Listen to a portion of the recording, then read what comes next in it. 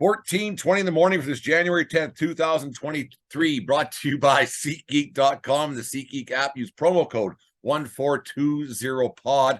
That's 1420 POD at SeatGeek.com today and save yourself $20 in the process on all your sporting events and concerts and shows or whatever you go to when you're not listening to the 1420 podcast.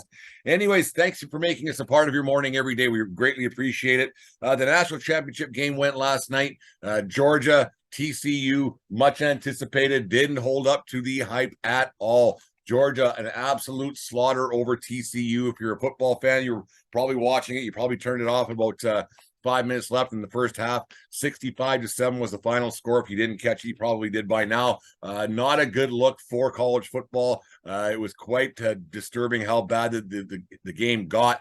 Stetson Bennett, the fourth, I think he is. He had himself a night against a team that couldn't do anything. There was no pass rush whatsoever by TCU.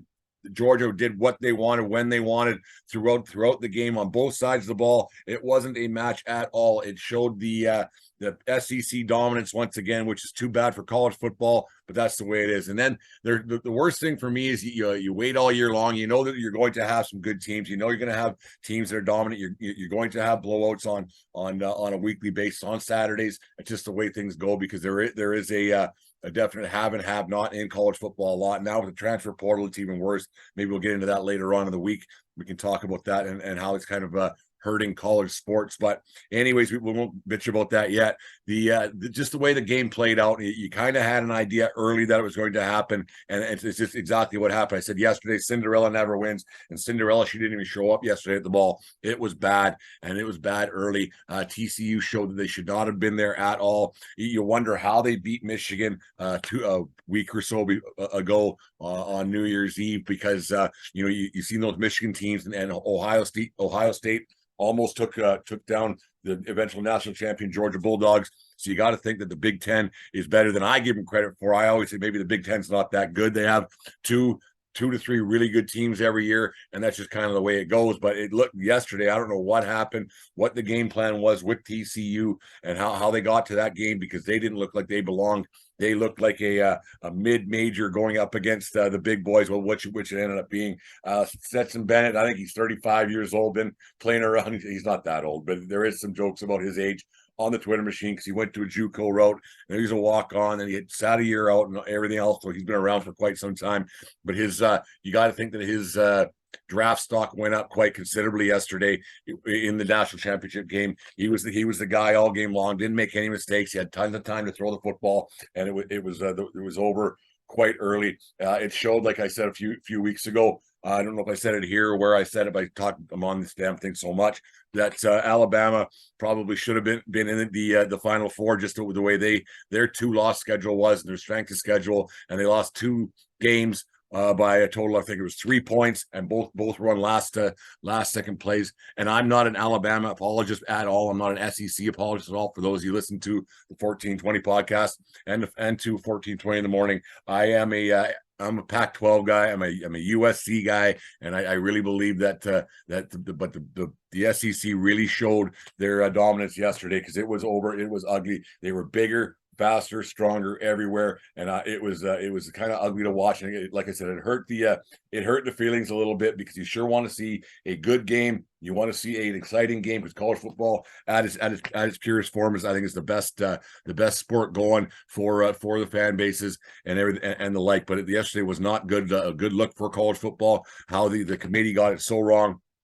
Maybe they didn't. Maybe the game plan that Georgia had was just too strong. Obviously, they just couldn't match up. And I don't know how a team that's in the Final Four can lose that badly. It's one of the biggest bowl, like in the hundreds of bowl games there is every year. It seems that was the biggest margin of victory that I can remember in recent history. I can't think of one that would have been anywhere near that in the past. Like it was something else. I should have done a little bit of research, but it's a little early in the morning to be doing that much research. But it was no, it's just too bad. You want to see a good game. You want to see a game like the 2006 for the 2005 national champion with Texas and my USC Trojans that went down to the wire. Vince Young, we've all seen it. Reggie Bush playing, and we've all seen that game. We've all seen the highlights. It's actually a nice nice montage. I like that word montage. When a montage is done properly, there's nothing quite like it. You can watch them over and over. You have a montage like that, and how that game played out, and you could become a part of history. And TCU became a part of history on the wrong side of things. Like you think that they would have rather have lost that game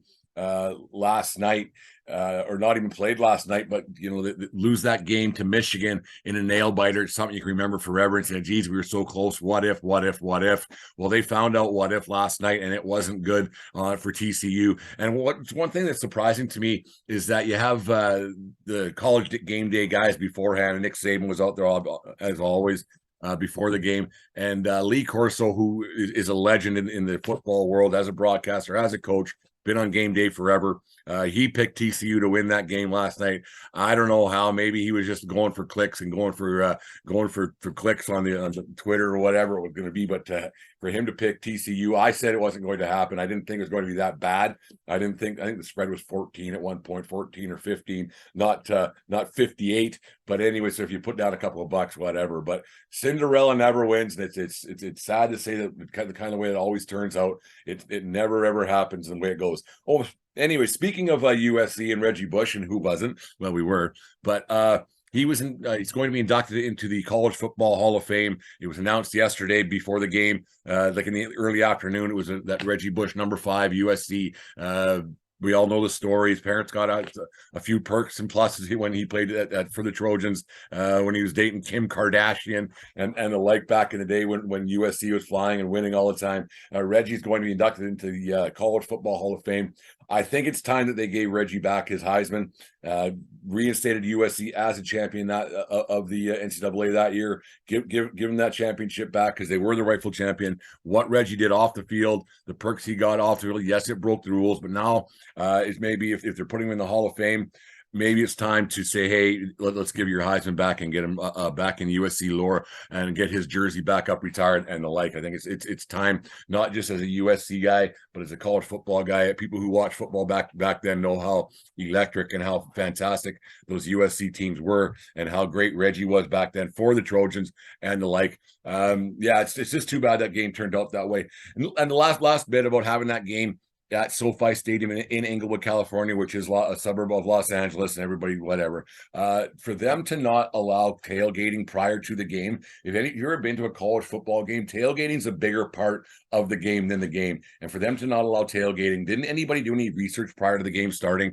Didn't anybody think that, hey, maybe we should do our checks and balances and check all the boxes to make sure this is a college game day experience? Because you have people flying across the country, spending a lot of money to go to a game. I know you're not flying in, but people rent vehicles, people do stuff to make the tailgate a thing. They have relatives or whatever they could do, but they make a tailgate happen, because tailgating is almost a bigger part of the college football than it is the game. Like I just said, I've been to a few. It's a fantastic time. Anyways, that's the end of the college football season. It's too bad it didn't end off with a bang. It ended off with a whimper, ended up with a bang for Georgia and TCU in two different ways. But it's too bad that a great sport like that and their showcase game ended up like that, because it was not entertaining. It was not fun to watch. It was over early. It was over quick. And it's just too bad that one of the major sports in the United States and across Canada ended the way it did, because you hope that the games like that are going to end up with a bit more of a smile on your face and everything else. Anyways, there's my rant for college football.